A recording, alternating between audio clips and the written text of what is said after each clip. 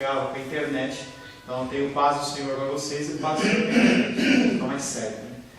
Paz do nosso Senhor Jesus Cristo, amém? Amém. Glórias ao Senhor. Estamos estudando nesse primeiro período sobre oração, tá? Estamos falando sobre esse tema tão importante e esse tema tão esquecido pelos cristãos, um tema que a gente acha que porque conheceu ou entrou na presença de Deus alguma vez, a gente acha que não precisa mais. Interessante ou triste que os casais eles fazem o mesmo esquema. Às vezes quando os casais eles estão se conhecendo, é aquela paixão, e liga, e conversa, e isso e aquilo, mas depois que casa, a gente relaxa, tem uma série de obrigações. E o que era um processo de conhecimento do cônjuge acaba sendo um grande peso, um grande fardo, porque a gente começa a conviver com uma pessoa e a gente não tem tempo de conversar, a gente tem filho, tem coisa para fazer, e com Deus não é diferente. Em algum momento da nossa vida nós encontramos Jesus Cristo nos encontra e nós iniciamos um relacionamento com Ele, mas a gente não conversa com Ele, a gente não tem conversa, a gente não fala com Ele, que é realmente a oração. Nós, fazendo um breve resumo do que nós já falamos dentro dessa etapa do padrão da oração, nós falamos que esse tema de oração ele se iniciou dentro do Evangelho de João a partir de um pedido dos discípulos. Na verdade, Jesus ele já orava, sempre orou, mas os discípulos eles questionam Jesus sobre oração. E aí Jesus Cristo, antes de entrar na oração do Pai Nosso e começar a falar do padrão, do modelo de oração, ele fala que a gente não deve orar para que as pessoas nos vejam, para que as pessoas olhem e falem assim: uau, como ele ora bem, como ele é uma pessoa eclética. Jesus Cristo ele começa o texto dele em Mateus capítulo 6 falando sobre a oração no ponto negativo. Quando você orar, ore para Deus, não ore para que as pessoas fiquem te olhando.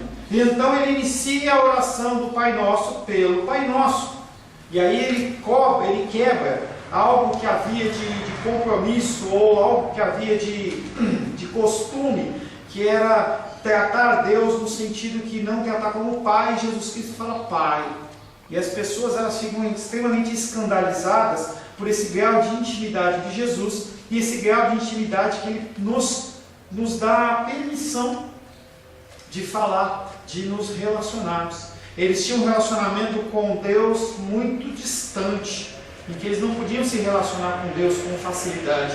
Através de Jesus Cristo, a introdução da palavra Pai Nosso.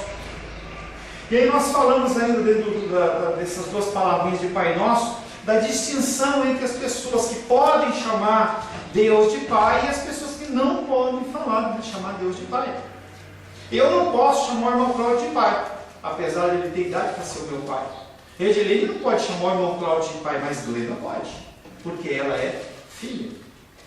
Qual a diferença do que não é filho e do que é filho? A diferença é que aquele que é filho faz as coisas que vê o pai fazer. O pai ensina, o pai ele dedica um tempo. E no caso de Deus, as pessoas que ouvem a palavra de Deus e colocam os seus ensinamentos em prática, sim, são filhos. E os que não fazem isso, não tem uma família café com leite, não tem uma terceira família, não tem uma família daqueles que estão a caminho mas ou você é filho de Deus, ou você é filho de Satanás. Não há uma filiação automática. Você não é crente, Glenda não é crente porque o irmão Cláudio e a irmã Odisseia são crentes, não é isso, não existe isso. Da mesma maneira que Jesus Cristo, quando fala com os judeus, ele fala: vocês não são judeus apenas porque vocês nasceram da linhagem judia, vocês têm que fazer as obras que Abraão fazia, vocês têm que seguir os preceitos da lei, segundo a ótica do Espírito Santo. Aí você é filho. E aí então nós passamos para a segunda parte, que é que estás no céu. E nós falamos sobre a habitação de Deus, que é um lugar muito acima de nós. É um lugar muito acima de nós, mas que Ele se relaciona conosco como se estivesse junto conosco, através do sangue do Cordeiro. No terceiro módulo nós falamos sobre santificado seja o teu nome. Não importando quão intimamente Deus nos convida, nós temos que entender que há separação. Nós podemos chamar Deus de Pai, mas Ele não é como algumas pessoas falam, olha, é o cara lá em cima, é o chegado, é o brother. As pessoas elas tratam Deus com uma coisa que deixa de ser intimidade e passa a ser arrogância. Porque nós temos que entender que Deus, Ele é Deus. E aí a gente vê dentro das igrejas evangélicas as pessoas usando terminologias muito estranhas com relação a Deus. Vamos colocar Deus na parede, Deus é obrigado. Eles colocam um sentido de Deus como se Deus ele fosse um cara aqui do lado, um amigo. Não, Ele é acima de nós. E tem que haver essa reverência. Nós nunca podemos esquecer que Deus é diferente de nós. Nós temos que entrar na presença do Senhor com reverência. Por isso que nós fazemos um culto com reverência. Eu brinco, a gente tem momentos de descontração, mas momentos em que nós estamos falando da palavra de Deus, momentos em que nós estamos falando de ensinamentos do Senhor, nós temos que falar de uma maneira muito séria.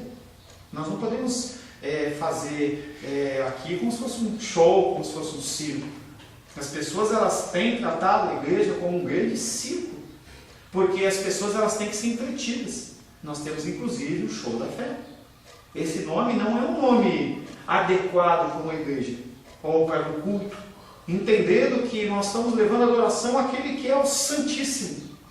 Lembro que certa vez eu vi um seriado e uma escola iria receber o vice-presidente dos Estados Unidos. Todo um protocolo, toda uma reverência, todo um temor em relação a uma série de cuidados. As pessoas não podiam vestir de qualquer jeito, as pessoas tinham que ter uma postura. E a gente sabe ter reverência em relação a essas coisas. Experimenta você ir numa audiência de um juiz ou um desembargador, vai de bermuda. Vai na presença de um juiz de camisa de manga. Vai de camiseta. E aí a gente tem todo um protocolo para se entrar na presença de autoridades, mas quando a gente quer entrar na presença de Deus, a gente acha que não tem protocolo nenhum. Existe protocolo. Não aquele protocolo rígido dos judeus, mas o protocolo que existe. Nós temos que chegar ao Senhor com reverência. E quando nós vemos o culto gospel, as coisas que têm sido oferecidas a Deus, a gente pode imaginar no mínimo que Deus está tampando os ouvidos ou tampando o nariz. A gente fala que chegue o nosso culto, chegue ao Senhor com um incenso agradável às suas narinas, pois para muitas coisas que são oferecidas, é como se fosse um cheiro de podre. A gente olha as coisas que as pessoas oferecem, ridículo. Santificado seja o teu nome. E aí nós falamos na semana passada, venha o teu reino. Reino dos céus é o tema central das Escrituras. Falava essa semana com não sei quem, perguntando qual que é o tema central das Escrituras. O que a Bíblia fala? A Bíblia fala do reino dos céus. Esse é o tema. O reino dos céus que é alicerçado em amor, que é alicerçado em graça, que é alicerçado em sabedoria, em conhecimento de Deus, mas o centro é bem-aventurado, é o reino dos céus. João Batista, na sua pregação, ele falava, arrependei-vos, porque está próximo o reino dos céus. Jesus Cristo não era diferente, e ele vinha falando de todo um estilo de vida, não simplesmente um procedimento, não apenas um momento em que você vem na casa de Deus e vai embora, mas você tem um estilo de vida que ele é mudado e transformado. Algo que nós, na nossa igreja, nós tentamos fazer. Eu não vou ficar em cima de você, eu não vou ficar colado se você faz isso, faz aquilo, se faz aquilo outro. Eu simplesmente estou aqui para informar você. Mas o meu objetivo é dar elementos para que você tome as decisões certas segundo a palavra de Deus. Esse é o meu objetivo. Eu não tenho como mudar. Uma época atrás, uns 20, 30 anos atrás, um cristão ter uma televisão em casa era pecado. Então a pessoa pegava e guardava a televisão dentro do armário, porque se o pastor fosse na casa dele, fazer a vigia, ele olhasse e você está em pecado. Então as pessoas elas tinham medo de exteriorizar o que era realmente dentro do seu coração. Sendo que o Senhor é aquele que nos sonda, é aquele que olha no interior do nosso coração e Ele sabe o que nós estamos fazendo, o que nós estamos falando. E esse medo, esse temor de agradar os homens, ele tem que cair por terra, porque não é saudável. O Rei chegou, Jesus Cristo chegou, Ele está assentado à destra de Deus e Ele reina como Rei, não apenas Rei de judeus, não apenas Rei de Israel, mas Rei de todo o universo. Porém, essa realidade é uma realidade que ela não é acreditada, não é reconhecida pelo mundo. As pessoas, elas vivem como se não houvesse Deus. Ou se há um Deus, é um Deus que existe para mim servir. Quando você estuda alguns princípios da psicologia, por isso, você não é psicóloga não, né? Eu não. Não. Por isso que as pessoas, quando ouvem o que eu vou falar, algumas vezes elas ficam indignadas. Porque a psicologia ela não anda junto com a teologia. A psicologia é muito boa para identificar comportamentos. Então, ela olha e vê uma série de comportamentos humanos. E ela consegue relacionar, mas ela não consegue tratar. Dentro do meio secular se diz, se você tem um problema físico, você vai no médico. Se você tem um problema espiritual, você vai à igreja. E se você tem um problema emocional, você vai ao psicólogo. Grande mentira. Tá? Nós somos seres únicos. Nós somos seres que não são invisíveis. Nós temos que ser tratados segundo a palavra de Deus. Não estou falando para você não ir no médico. Estou falando para você que a raiz de todas as coisas é pecado. E nós temos que tratar isso. Seja o pecado do mundo, que tem toda essa condição de ar seco, de ar contaminado e tudo mais, mas é pecado. E nós temos que entender que a psicologia, ela só, de uma certa forma, simplesmente ela tenta adequar o seu comportamento à situação que você está vivendo e não corrigir o seu comportamento.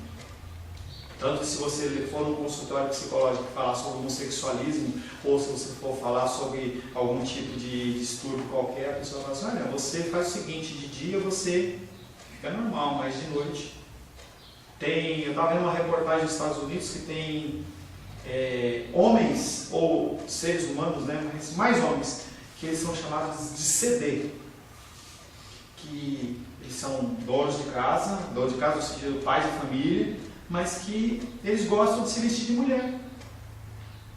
Entendeu? Ele é um homem, mas ele gosta de se vestir de mulher. Ou então, quando é à noite, ele se transveste. Entendeu? Mas durante o dia, durante as suas funções normais, durante o trabalho, ele é uma pessoa, usa um terno, tal, cabelo normal, tudo normal, mas quando chega à noite, ele se transveste. Entendeu? Esse tipo de conceito vem do conceito psicológico, em que você tenta adequar a sua personalidade para que não haja tanta agressão. É lógico que hoje a gente vê que a coisa está muito mais liberada. Mas o Senhor, Ele fala sobre o reino de Deus, e o reino de Deus não é desse mundo. Quando Ele é questionado por Pilatos, ele olha para ele e fala assim, você só está aqui, você só tem autoridade, você só tem algum tipo de domínio, algum tipo de controle, simplesmente porque o Pai me dá. Mas você é rei? Ele fala assim, eu sou rei, mas eu não sou rei desse mundo. Se eu fosse desse mundo, as pessoas que são os meus súditos, eles não permitiriam que eu estivesse passando por isso. Nós não somos desse mundo no âmbito secular. Nós não temos que viver segundo os princípios desse mundo. Ontem eu estava vendo com a Rosângela um programa sobre alimentação infantil. E eles estão fazendo uma previsão para daqui a 30 anos nos Estados Unidos, 1 a cada 3 habitantes ter diabetes. É muita gente. E a diabetes deles não é diabetes qualquer não. Falando sobre alimentação. A alimentação lá, a indústria alimentícia é tão mafiosa que eles fazem acordos com as escolas públicas e pagam propina para eles, para que eles possam aceitar Coca-Cola, Pepsi, o McDonald's, o hambúrguer, a batata frita. Crianças da idade do Samuel assim, totalmente obesas, com 70 quilos, 80 quilos, tendo que fazer cirurgia bariátrica com 10 anos.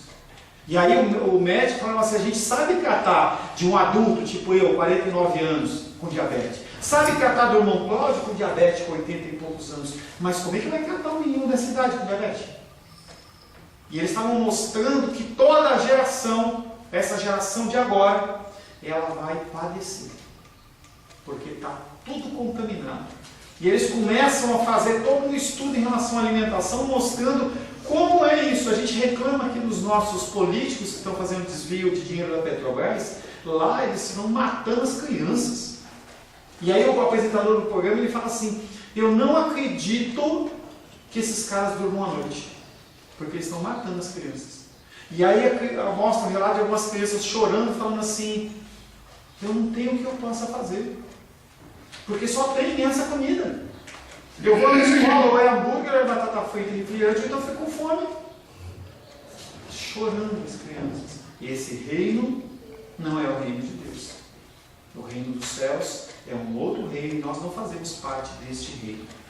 As pessoas elas não aceitam que Deus existe. Eles não aceitam que Deus ele é verdadeiro. E aí nós lemos uma sequência de textos de Salmos. Salmos, pode deixar que eu estou olhando ele, fique em paz, não tem problema. Tá? Em Salmos capítulo 2 mostra aquelas pessoas, Deus olhando para aquelas pessoas e as pessoas se levantando. E fala assim, só fazendo uma breve leitura para a gente entrar na aula de hoje. Os reis da terra se levantam e os príncipes conspiram contra o Senhor e contra o seu ungido, dizendo: rompamos os seus laços e sacudamos de nós as suas algemas. Os homens, os governadores, as pessoas que moram no mundo, eles olham e falam assim: vamos nos libertar desse domínio. A gente não tem que se rebaixar ao que Deus fala. Não. Salmos 2,4 fala que Deus, quando vê esse tipo de atitude, ele ri, ele dá risada. Ele olha e fala assim: quem é esse? Quem é essa que acha que pode fazer uma coisa? Tem uma notícia na internet, já tem alguns meses, que fala assim, por exemplo, tem um deputado aí, não posso falar o nome que vai na internet, mas o deputado que fala assim: eu vou tirar todos os textos da Bíblia que falam sobre homossexualismo. Você acha realmente que uma pessoa fala sobre o quê? Retirar os textos da Bíblia que condenam o homossexualismo? Tá? Você acha que o ser humano ele vai conseguir mudar alguma coisa? Ou ter esse poder? Quando a gente vê alguns homens que zombaram de Deus, como por exemplo o construtor de Titanic, que olhou e falou assim: esse barco nem Deus afunda. Foi a primeira e a última viagem dele. John Lennon olha e fala assim: nós somos mais conhecidos do que Jesus Cristo. O cara morre. Tancredo Neves, quando ele vai assumir, ele fala assim: agora nem Deus me tira do controle do Brasil. Morreu. Você vê que quando as pessoas elas se levantam, e não são na sua totalidade, mas o Senhor ele nos dá exemplos para mostrar que Ele está no controle, não é o homem. E Ele ri desses homens. Salmos 2, 5 e 6 fala: na sua ira, o seu tempo, lhes há de falar, no seu furor os confundirá. E aí o Senhor, no Salmos capítulo 2, versos 5 e 6, ele fala assim: eu me iro, eu não aceito isso. Eu sou santo.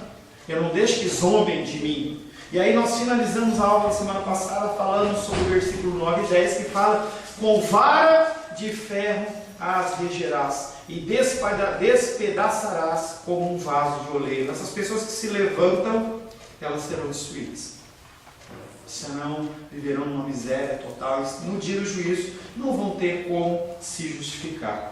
Pai nosso que estás no céu, santificado seja o teu nome, venha a nós o teu reino. E aí nós começamos mais uma parte falando de faça-te a sua vontade.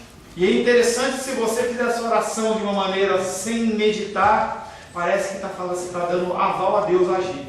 Não parece? Ó Deus, faça a tua vontade. Você acha que Deus ele precisa da tua autorização para agir? Faça a tua vontade. Essa frase não está pedindo a Deus que através do seu conselho ele faça alguma coisa. Não, ele já ordenou as coisas. As coisas acontecem porque Deus ordena. Nada escapa do controle do nosso Senhor. As pessoas que têm algum tipo de dúvida em relação a isso, elas andam confusas.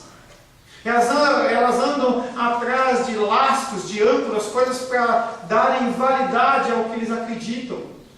Porque eles não acreditam que Deus é soberano. Você acredita que Deus é soberano? Sim ou não? Sim. Sim. Você acredita, Lidiane, que Deus? E por que a gente reclama das coisas? E por que quando alguma coisa sai do contexto que nós queríamos, nós reclamamos? Por quê? Porque, na verdade, nós não acreditamos que Deus é soberano. tanto vocês como eu. Porque quando uma enfermidade acontece, quando algum problema econômico acontece, alguma coisa acontece, não eximindo nós da nossa responsabilidade humana, a gente fala, onde está Deus? Há uns 6, 7 anos atrás, jogaram aquele avião lá no World Trade Center. Eu tive o prazer de subir naquele lugar. Era muito alto, muito alto, muito alto. 120 e poucos andares. Demora um tempo para o elevador subir. E aí o avião bateu lá. Quem está no controle de todas as coisas? É o Satanás. Que Satanás, gente? A gente na nossa mente não consegue imaginar os propósitos e a vontade de Deus. Se você não consegue enxergar um palmo na frente da sua vida, no que está acontecendo, e você não concorda, você acha que tem uma coisa errada. Na verdade, não tem uma coisa errada. Tudo coopera para o bem daquele que ama a Deus, para aquele que é chamado segundo o seu propósito. Não é um ensinamento fácil, nem para você nem para mim. Porque quando o trem sai do trilho, você quer ficar culpado.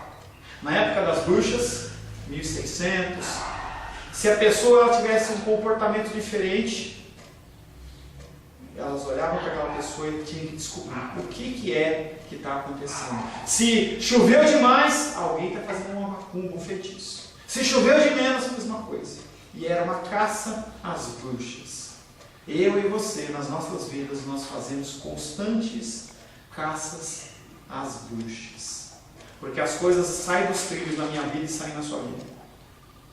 E aí a gente fica procurando o culpado.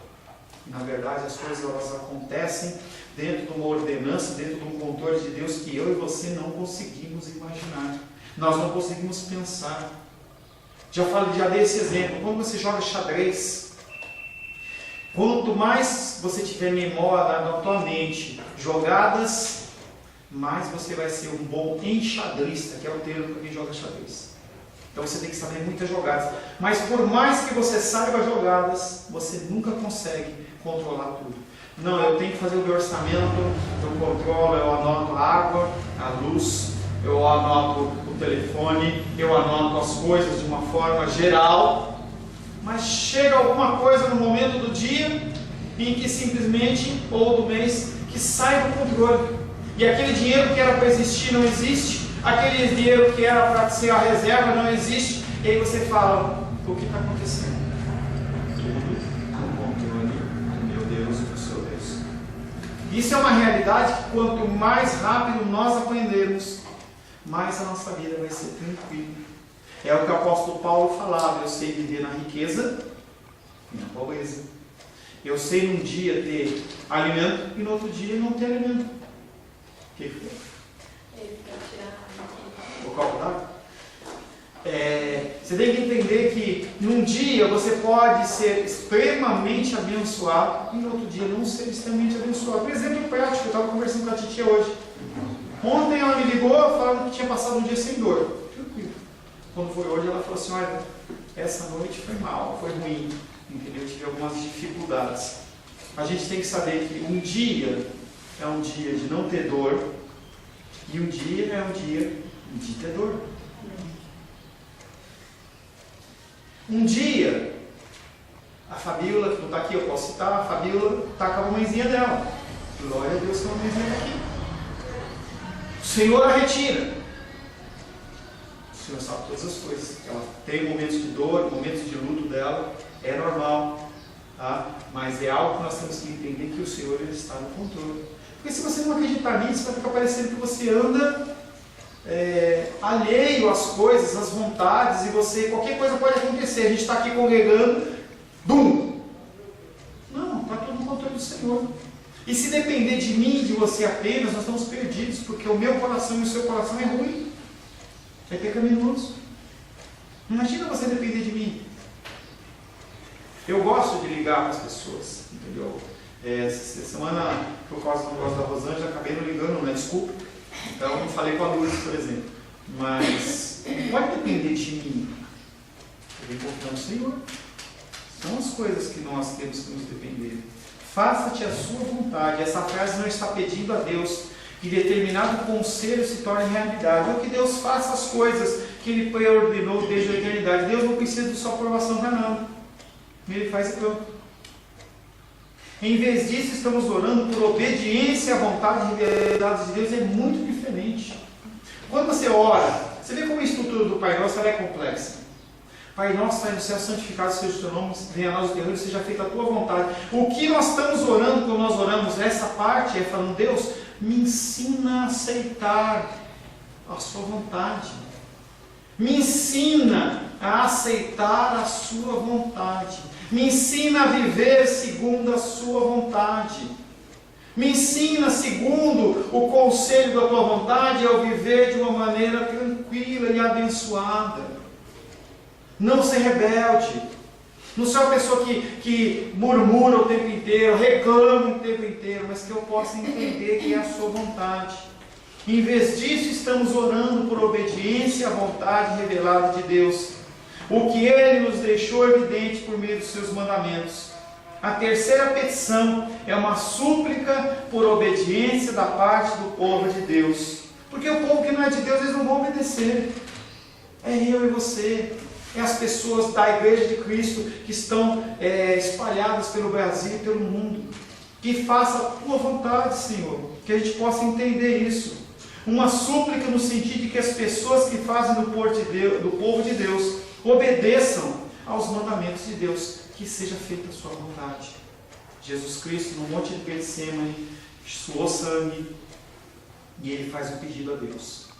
Deus, se possível, passa de mim esse cálice. Mas,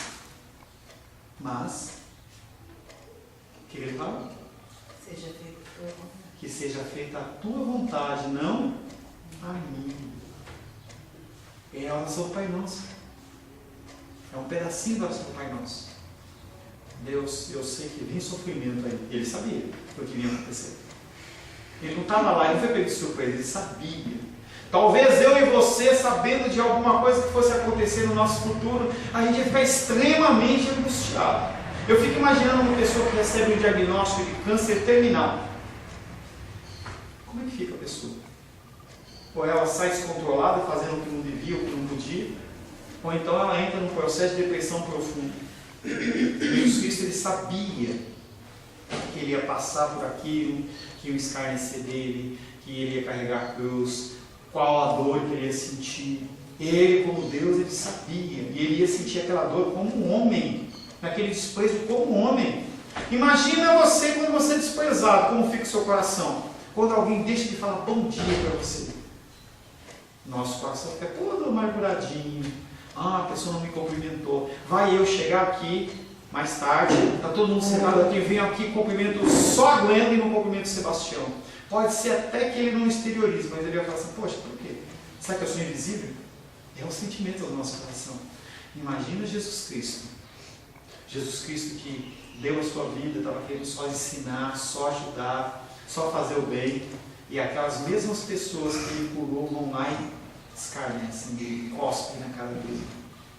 E ele sabia de tudo isso. Ele olha para Deus e fala assim: que seja feita a tua vontade, não a minha. É o sentido do faça-te a sua vontade. Assim na terra como no céu. É uma outra parte do Pai Nosso. Faça-te a tua vontade aonde? Na terra como no céu. Porque no céu é feita a vontade do Senhor. Os anjos que estão lá são anjos que o obedecem, glorificam e cumprem a sua função. Depois que aquele 1/3 saiu com Satanás, aqueles que estão lá são anjos, arcanjos, querubins, serafins, fiéis. Eles não pensam besteira, não tentam agir de uma maneira diferente. Então, da mesma maneira que acontece no céu, que aconteça na terra, é a oração. Os anjos da corte de Deus fazem o que Ele quer. Seu povo na terra, não faz. Eu e você, não fazemos. Nós fazemos um pouco, mas não fazemos. Quanto da sua vida é de Deus? Não tem como a gente fazer uma conta, mas quanto da sua vida é de Deus? Quanto do seu tempo é de Deus? Deus, Ele é o formulador da aliança. Nós somos os transgressores da aliança. Ele fez o compromisso, mas nós somos aqueles que quebramos. Entrando frequentemente em colisão com a vontade do Pai. Dificilmente a gente fala que seja feita a tua vontade, assim na terra como no céu. Mexe na tua conta. Mexe na aposentadoria do irmão Cláudio, vê se ele vai ficar feliz. E muitas pessoas dizem, a voz do povo é a voz de Deus. Ora, sabe o que é engraçado? Esse é um conceito democrático. E eu fazendo uma piadinha, porque conforme uma pessoa falou para mim ontem, eu perco a amizade, mas eu não perco a piada. Democracia é tão bom que ela é uma coisa de quem? Do demo. Se fosse boa, não seria democracia. Não tem nada a ver, você não fez alguém uma piadinha, vocês podiam pelo menos uma risadinha. Pelo menos um sorriso, né? O pessoal na câmera lá disse, alguém riu, né, da piada do pastor, né? A voz do povo é a voz de Deus. Conversa furada. Entendeu? Conversa furada. Porque o que é o povo? Quem é o povo? Entendeu? Quem é o povo? Na verdade, a voz do povo de Deus deveria ser a voz de Deus, não no sentido que Deus, Ele ouve o que nós falamos, e sim que nós ouvimos o que Ele fala. É totalmente diferente. Está me filmando aí, cara? Deus ele faz a aliança, mas nós somos aqueles que rompemos a aliança. Há um sentido em que as primeiras 3 petições estão dizendo a mesma coisa. Pai nosso que estás no céu, santificado seja o teu nome. A honra ao nome de Deus, a visibilidade do seu reino e a obediência à sua vontade é quase como um conceito repetido de 3 maneiras diferentes. É a vontade de Deus que tem que se cumprir, não a minha vontade e a sua vontade. Esses 3 conceitos, eles estão unidos, eles não podem ser separados. Deus, ele é honrado por a minha obediência e a sua obediência. O seu reino, ele é tornado visível pela minha obediência e a sua obediência.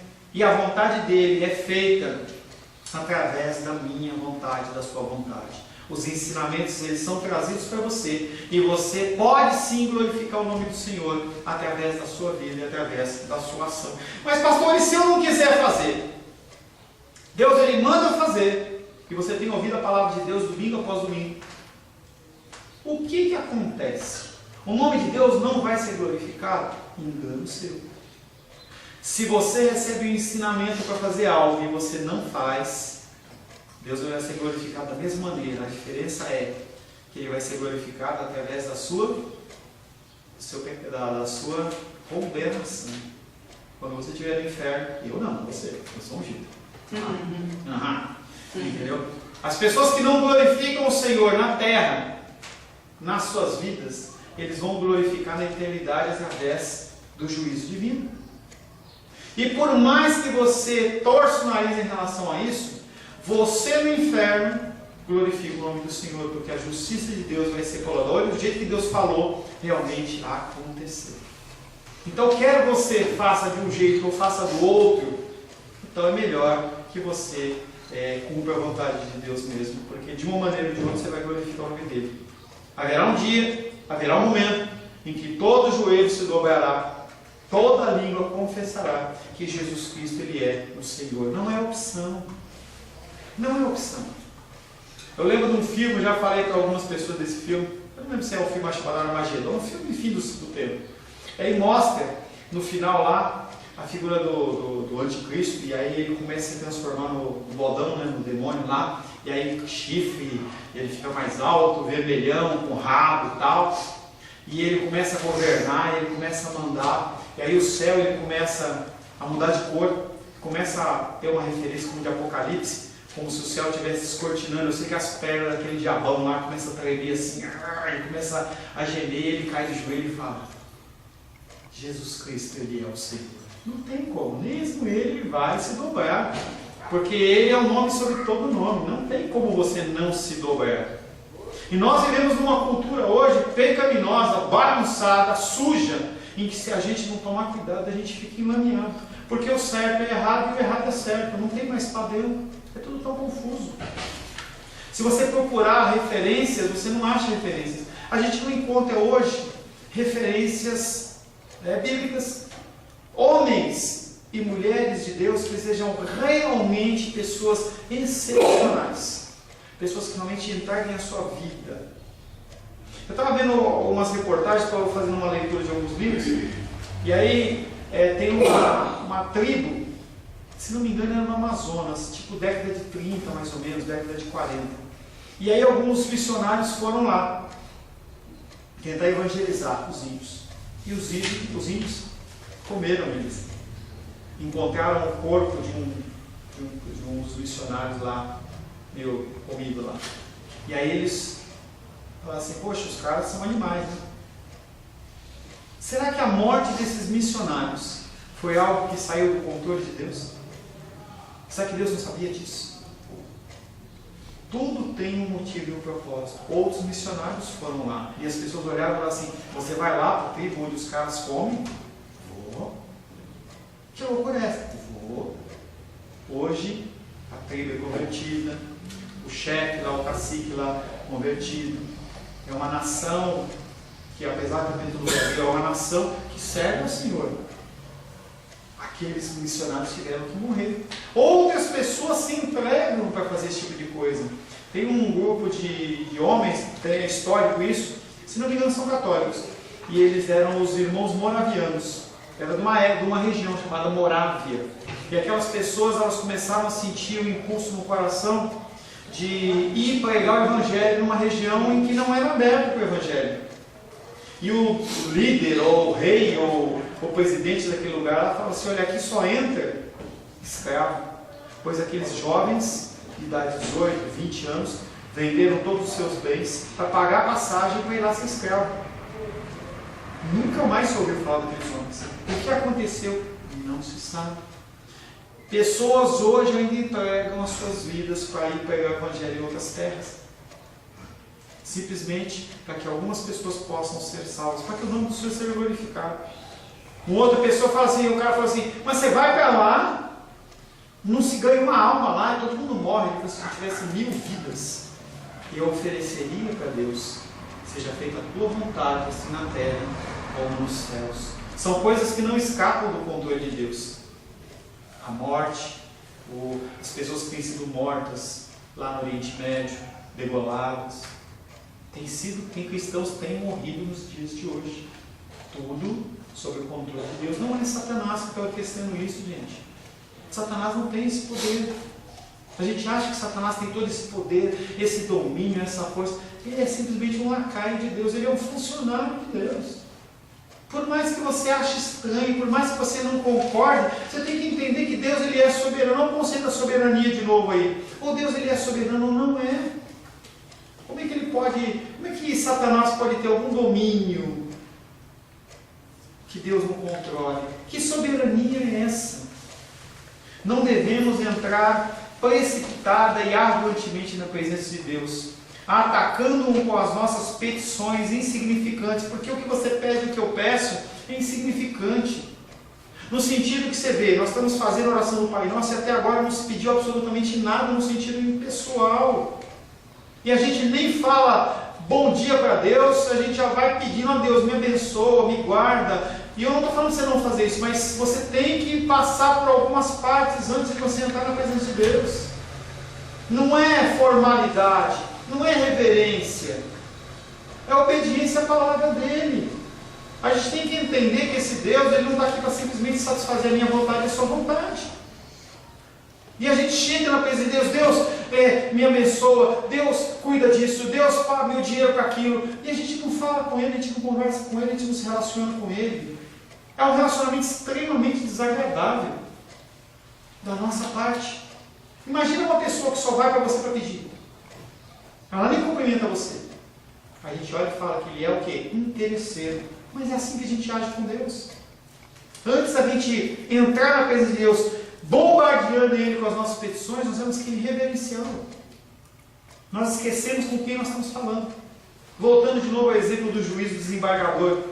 Chega num juiz qualquer lá e pega no braço dele e fala, vem cá, quero falar com você, eu preciso disso. O cara manda você prender você na hora. Que falta de respeito é essa? Nós sabemos reverenciar. Eu vi um documentário uma vez de um presidente em que ele acordava todos os dias 4 horas da manhã para fazer as orações dele.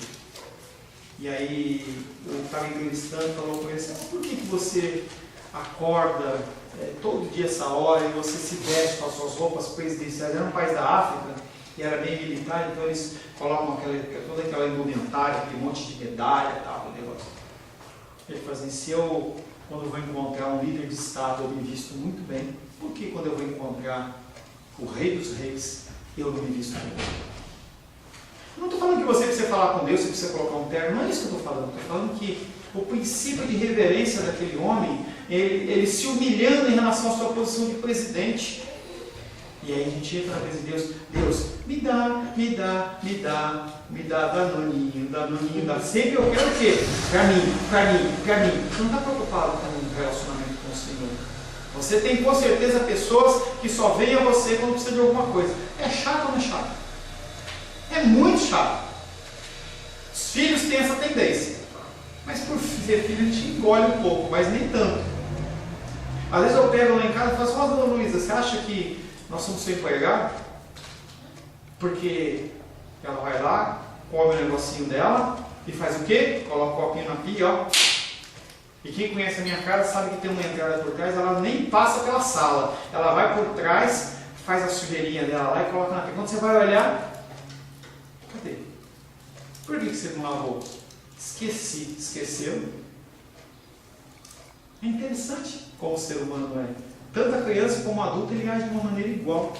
Não devemos entrar precipitado e arrogantemente na presença de Deus, atacando-o com as nossas petições insignificantes. Pô, pastor, o meu pedido é insignificante, porque antes que esse pedido chegue na sua boca, antes que chegue na sua mente, o Senhor já sabe.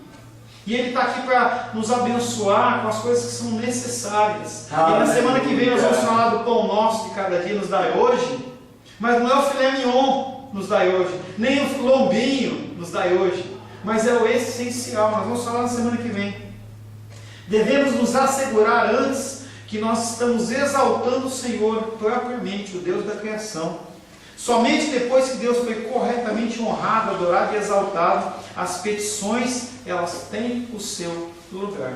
Pastor, uma coisa que eu falo bastante para Edmilson, e ela fala assim, poxa, mas parece que Deus, Ele precisa disso, né?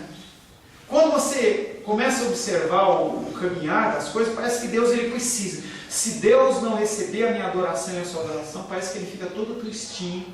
Mas na verdade, nós somos os beneficiados, não é Ele, porque Ele é imutável.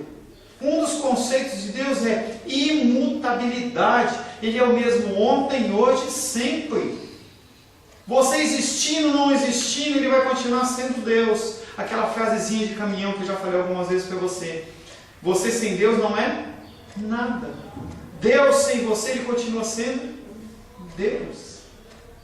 Há normas e há regulamentos em todas as esferas de organizações sociais. A igreja não é diferente. As coisas do reino de Deus não são diferentes. Entendendo que o reino de Deus não é baseado no reino dos homens, mas o reino dos homens é baseado no reino de Deus. As leis de Deus não são baseadas nas leis dos homens, mas as leis dos homens são baseadas nas leis de Deus. Aonde você acha que vem todo o conceito civil?